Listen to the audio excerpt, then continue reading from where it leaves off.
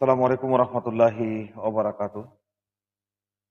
আলহামদুলিল্লাহ রাব্বিল আলামিন। আশা করি সকলেই ভালো আছেন। আলহামদুলিল্লাহ আমিও ভালো আছি। বিশেষ একটি কথা আপনাদের সামনে শেয়ার করতে চাই, সেটা হলো এবং বাংলাদেশ সরকারের দৃষ্টি আকর্ষণ করতে চাই। মধ্যপ্রাচ্যের দেশ কাতার থেকে বলছি, যে যেখান থেকে দেখছেন আপনাদেরকে ধন্যবাদ। বিশেষ করে যে কথাটা সেটা হলো বৈশ্বিক বাজার বিধ্বস্তই বলা চলে। মধ্যপ্রাচ্যের অবস্থা টালমাটাল, এটা আমরা সবাই জানি। এমনকি বিশ্ব পরিস্থিতি খুবই অনুকূল অবস্থায় যাচ্ছে। একটা ক্রাইসিস। তারপরও যে কথাটা বলতে চাই সেটা হলো আমাদের যে বাংলাদেশ, বাংলাদেশ কিন্তু তার বাহিরে নয়।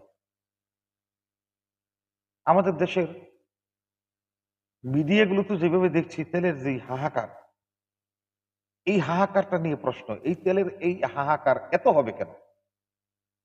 যেহেতু আমরা জানি আমাদের দেশের যে তেল সেটা 57% সম্ভবত সিঙ্গাপুর থেকে আমদানি করা হয়। তারপর মালয়েশিয়া থেকে 39 এরকমই কিছু আমদানি করা হয়। মধ্যপ্রাচ্য থেকে ফার্নেস অয়েল যাচ্ছে, যাচ্ছে না এরকমটি নয়।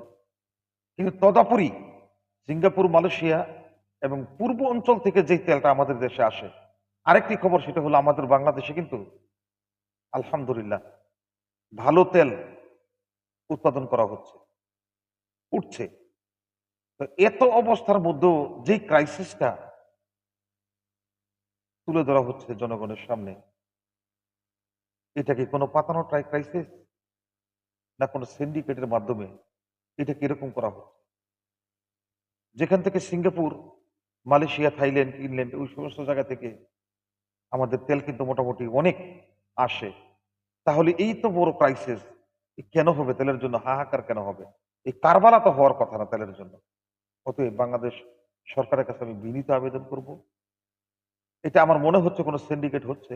আপনারা সেদিকে একটু তদারক করুন। তদারক করলে ইনশাল্লাহ আমাদের সমস্যার সমাধান হয়ে যাবে। যতটুকু ক্রাইসিস দেখানো হচ্ছে আমাদের বাংলাদেশে, এতটুকু ক্রাইসিস যেখানে আমাদের দেশেই তেল উৎপাদন করা হচ্ছে এবং পূর্ব থেকে তেল আসছে, এতটুকু ক্রাইসিস হওয়ার কথা না।